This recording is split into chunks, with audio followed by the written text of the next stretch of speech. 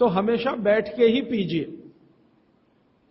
खड़े खड़े पानी पीने को पूरी तरह से निषेध किया उन्होंने। हमेशा बैठ के पानी पीजिए। और बैठने के दो तरीके सबसे अच्छे हैं। उकड़ू बैठना, गाय का दूध निकालने वाले आसन में बैठना, नहीं तो ऐसे बैठना जैसे मैं बैठा हूं। कुर्सी पे बैठ के भी पानी पीने को मना किया। वो अर्ध बैठने की स्थिति होती है, आप पूरे नहीं बैठते हैं। हां, लेकिन कुर्सी पर बैठ के पानी पीना तो मैंने आपको बता दिया। ऐसे आलती पालती मार के कुर्सी पर बैठ जाइए, फिर पीजिए। आगे का एक वो वेग को रोकने के लिए वो कहते हैं बहुत ही खतरनाक वेग है, जिसको आपने रोका तो बहुत तकलीफ आएगी।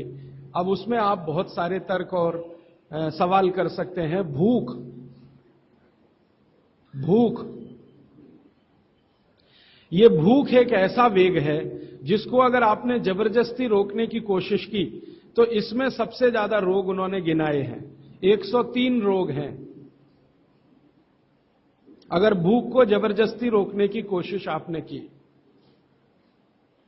और वो कहते हैं पहला रोग शुरू होगा एसिडिटी से और आखिरी जाएगा अंतड़ियों का कैंसर, इंटेस्टाइनल कैंसर। इसलिए कहते हैं भूख को जबरदस्ती मत रोकिए। अब तुरंत आपके मन में सवाल आएगा, जी हम तो उपवास करते हैं तो उन्होंने कहा है एक सूत्र में कि उपवास शरीर के शुद्धि की क्रिया है। और वो आगे कहते हैं कि शरीर शुद्धि होती है तो मन और चित्त दोनों की भी शुद्धि होती है उसके साथ। तो उपवास एक क्रिया है जो शरीर शुद्धि, मन और चित्त तीनों की शुद्धि के लिए है, लेकिन उसके लिए नियम है।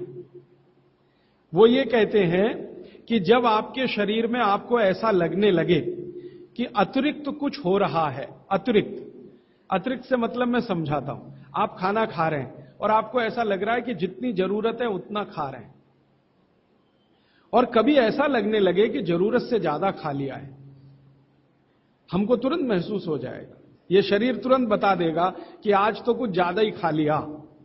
तो कहते हैं कि जब स्थिति ऐसी हो, वो किसी भी कारण से हो, आपको किसी चीज का स्वाद बहुत पसंद आ गया, या किसी ने बहुत आग्रहपूर्वक आपको खिला दिया, या आप कुछ इस स्थिति में थे, मूड आपका ऐसा था, ध्यान ही नहीं रहा, बातें करते करते या खाना खा रहे हैं ज्यादा चला गया, ऐसी किसी भी स्थिति में जब अतिरिक्त है तब आप उपवास के बारे में जरूर तय करिए, माने आप उपवास करिए।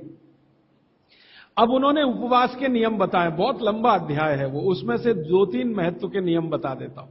पहला नियम यह है कि कभी भी उपवास अगर करना है तो सप्ताह में माने 7 दिन होते हैं, उसमें एक दिन का तो ठीक है, एक दिन का उपवास बहुत अच्छा है।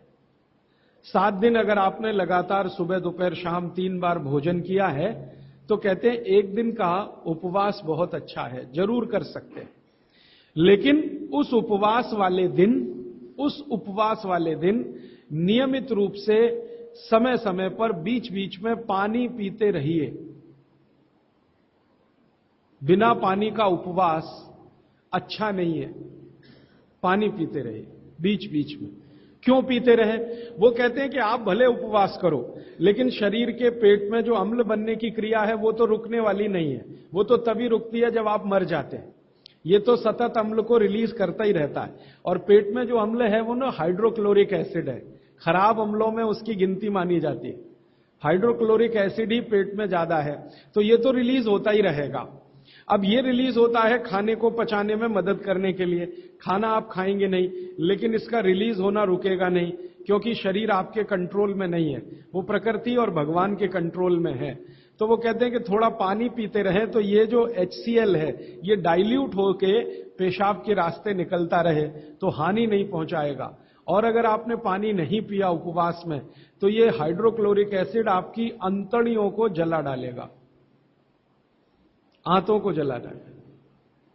तब आप कोई गंभीर बीमारी के शिकार होंगे, और तब आप शायद परेशान हो जाएं और आपकी बीमारी ठीक भी ना होने पाए। क्योंकि भागवत जी कहते हैं कि शरीर के किसी भी अंग का कोई परमानेंट डैमेज हो गया तो उसका रिपेयरिंग नहीं होता। एक बार डैमेज हुआ परमानेंट तो रिपेयरिंग नहीं होता। तो फिर आपको क्या होगा? अल्सर होगा, पेप्टिक अल्सर होगा, घाव बन जाएगा आंतों में, और फिर वो इतनी खराब स्थिति में लेके जाएगा कि डॉक्टर कहेगा आते काट के निकालो। तो ये मत करिए। वो ये कहते हैं उपवास करना हो तो 7 दिन 3 समय का भोजन किया है, 7 दिन माने 6 दिन, तो 7वें दिन आप 1 दिन उपवास करिए, लेकिन थोड़ा थोड़ा पानी पी पी के उपवास करिए। मतलब ये है, दूसरे शब्दों में मैं कहूं, निर्जला उपवास मत करिए। अब हमारे यहां कई जगह मैंने देखा, दुर्गा माता का समय आएगा तो हम सब बहुत बार 7 दिन निर्जला उपवास करते हैं, 7 दिन लगातार। वो तकलीफ देगा आपको। आप करते हैं भक्ति भाव से, बहुत अच्छा है, लेकिन वो तकलीफ दे दे आपको शारीरिक रूप से, वो ठीक नहीं है। भागवत जी ने एक बहुत सुंदर सूत्र लिखा है। उन्होंने ये लिखा है कि जो शाकाहारी खाना खाने वाले लोग हैं, शाकाहारी, आप सब ज्यादातर उसी श्रेणी के हैं, इनके लिए उपवास अच्छा नहीं है ज्यादा लंबा। लेकिन जो मांसाहारी खाना खाते हैं उनको लंबे उपवास करने ही चाहिए। मांसाहारी खाना खाते हैं उनको लंबे उपवास करने ही चाहिए। जो शाकाहारी खाना खाते हैं उनको ज्यादा लंबे उपवास अच्छे नहीं है। अब ये उन्होंने लिख दिया, मैंने इसको फिर ऑब्जर्व करना शुरू किया। प्रकृति में 2 तरह के जानवर हैं, आप जानते हैं। कुछ हैं जो मांस ही खाएंगे, हिंसा करके ही अपना पेट भरेंगे, और कुछ हैं जो शाकाहारी हैं। गाय जैसे है, बकरी जैसे है, भैंस है, बैल है, चिड़िया है, ये सब शाकाहारी जीवों में गिनती होती है। लेकिन शेर है, चीता है, लगड़भग्गा है, लोमड़ी है, कुत्ता है, ये ऐसे जीव हैं जो मांस भी खाते हैं, और कुछ तो मांस ही खाते हैं। जैसे सांप है, बड़े से बड़ा सांप अजगर ले लो और छोटे से छोटा रसल्स वाइपर या करेत ले लो, ये मांस ही खाते हैं। मेढक को खाएंगे, छिपकली को खाएंगे, केंचुओं को खाएंगे, कुछ ना कुछ ऐसे जीवों को खाएंगे। लेकिन ये बड़े पक्के हैं नियम के। बाघ भट्ट का सारा कुछ इन्होंने ही सीखा है। हां, अजगर को मैंने बहुत ऑब्जर्व किया। वो एक बार खा लिया, वो कुछ भी खा लेगा। एक बड़ी से बड़ी बकरी को खा जाता है। हां, इतना खा लेता अजगर, बकरे को खा लेगा। लेकिन खा लिया तो 15 दिन उपवास ही करेगा, 15 दिन उपवास करेगा, 16वें दिन ही दोबारा खाएगा फिर। तो भागवत जी कहते हैं कि नियम यह है कि अगर आप मांस खा रहे हैं किसी भी तरह का, तो आप लंबे उपवास जरूर करें। अब फिर कारण वही है, वो ये कहते हैं कि ये जो मांसाहारी लोग हैं, इनका भोजन जो है, ये शरीर के अंदर के जो हाइड्रोक्लोरिक एसिड को रिलीज करने वाली ग्रंथियां हैं, इनको मंद करता है। मांस का जो पाचन है, उसमें से जो कुछ भी आपके शरीर को मिलने वाला है, वो आपके शरीर में एसिड रिलीज करने वाली जो ग्रंथियां हैं, उनकी क्रिया को मंद करेगा, तो कम निकलेगा, तो वो लंबे उपवास कर सकते हैं। शाकाहारी लोगों के लिए उन्होंने कहा है लंबे उपवास ना करें। और कोई कारण से आप कर रहे हैं तो ये उनकी बात ध्यान में रखें, बीच बीच में पानी पीते रहें। अब आप बोलेंगे जी पानी कैसा पिएं? तो उस पानी के लिए 20-25 सूत्र लिखे। जैसे लौंग का पानी पिएं, लंबे उपवास अगर आप कर रहे हैं तो लौंग का पानी पिएं, मूंग का पानी पिएं। मूंग की दाल आप समझते हैं, उसका पानी बनाना आप सब जानते हैं। मूंग की दाल का पानी पिएं, पानी में घी डाल के पिएं। ये भागवत जी ने ही लिखा और किसी ने नहीं लिखा। दूध में घी डाल के पिएं, ये तो चरक ने भी कहा है, सुश्रुत ने भी कहा है, पाराशर ने कहा है, निघंटू ने कहा है, 20 लोगों ने। पानी में घी डाल के पिएं, ये भागवत जी का ही है। वो कहते हैं लंबे उपवास कर रहे हैं तो पानी में घी डाल के, घी माने गाय का घी, भैंस के घी का कहीं भी उन्होंने जिक्र नहीं किया। एक ही जगह किया है, जो पहलवान है, कुश्ती लड़ रहे हैं, वो भैंस का घी खाएं, बाकी लोगों के लिए भैंस का घी नहीं है, गाय का घी। तो पानी में घी डाल के पिएं। पक्का पानी पिएं। पक्का पानी आप सब समझते हैं, उबाल के पानी बनाया हुआ। पक्का पानी बनाते समय आप जानते हो थोड़ा चूना भी डाला जाता है, तो चूने का पानी पिएं। ऐसे कर करके 23-24 सूत्र उन्होंने लिखे हैं। वो लंबे उपवास करने वालों के लिए हैं। माने आप में से जैन धर्म का पालन करने वाले लोग लंबे लंबे उपवास करते हैं, तो उनके लिए है। लेकिन एक जगह भागवत जी कह रहे हैं कि उपवास करने का सबसे अच्छा तरीका एक है, अगर करना ही है तो आप लोग करते हैं, बियासना करते हैं, एक दिन खाना एक दिन उपवास, वो कहते, इसको क्या कहते हैं? एक दिन खाना एक दिन उपवास, वर्षितप। यस, माफ करिएगा, गलत शब्द बोल दिया। एक दिन खाना एक दिन उपवास, एक दिन खाना एक दिन उपवास, एक दिन खाना एक दिन उपवास, इसको भागवत जी सबसे अच्छा मानते हैं। लगातार 6 दिन खाना और एक दिन उपवास, वो कहते हैं ठीक है, मजबूरी का काम है, आप कर लीजिए। लेकिन अगर आपको दिल से उपवास में उतरना ही है तो ये बेहतर है, एक दिन खाना एक दिन तो वो कहते हैं कि थोड़े दिन में शरीर इसका आदी हो जाता है और फिर आपके शरीर में एसिड निकलने की क्रिया उसी के हिसाब से होती है। थोड़े दिन में, पहले कुछ दिन तकलीफ आएगी, लेकिन थोड़े दिन में आदी हो जाएगा। और शायद इसलिए जैन दर्शन में या जैन समाज में वर्षी तप करने वालों का बहुत महत्व है, बड़ा सम्मान किया जाता है, बहुत गाजे बाजे के साथ उनको मंच पर बिठा के मालाएं डाल के। वो शायद इसलिए है कि वो बहुत वैज्ञानिक काम कुछ कर रहे हैं। तो वो भूख के बारे में कह रहे हैं कि भूख का वेग ज्यादा रोकना नहीं, अगर आप मेहनत और मजदूरी कर रहे हैं तब तो कभी मत रोकना। भागवत जी कहते हैं कि जो खेत में काम करने वाले मजदूर हैं या किसान हैं, उनके लिए उपवास नहीं है, उनके लिए उपवास नहीं है। जो सड़क पे गाड़ी खींच रहे हैं, ठेला खींच रहे हैं, उनके लिए उपवास नहीं है।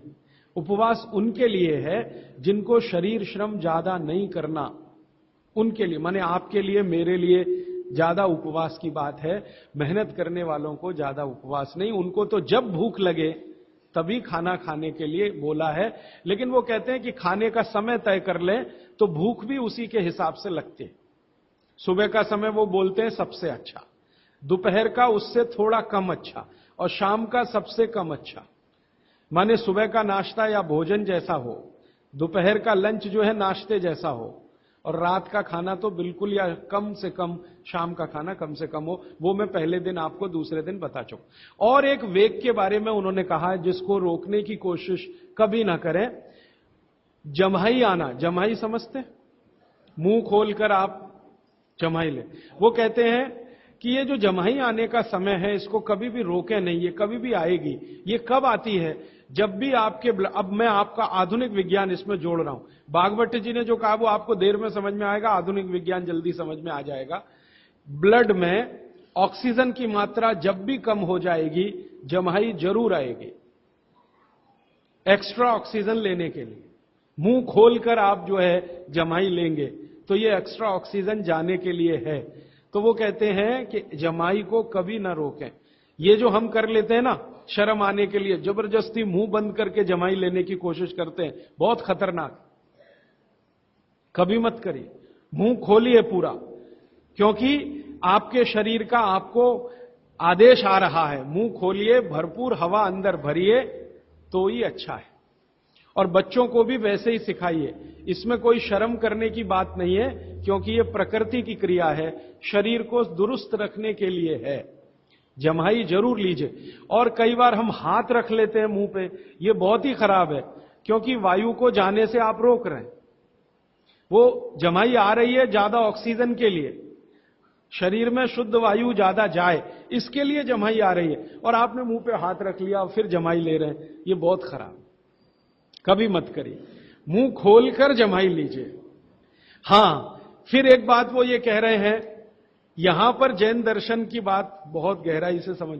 एक जगह कहते हैं कि आपसे ज्यादा ज्ञानी और आपसे ज्यादा तपस्वी लोगों के नजदीक बैठे हैं तो दूर जाकर जम्हाई लीजिए। माने इसको मैं ऐसे समझाऊं, किसी महाराज साहब के पास बैठे हैं जो दोनों ही स्थिति में आपसे ज्यादा तपस्वी भी हैं और ज्ञानी भी हैं, तो उनके पास बैठ के जम्हाई कभी मत लीजिए। आप उठ जाइए, कहीं दूर कोने में चले जाइए, हैं?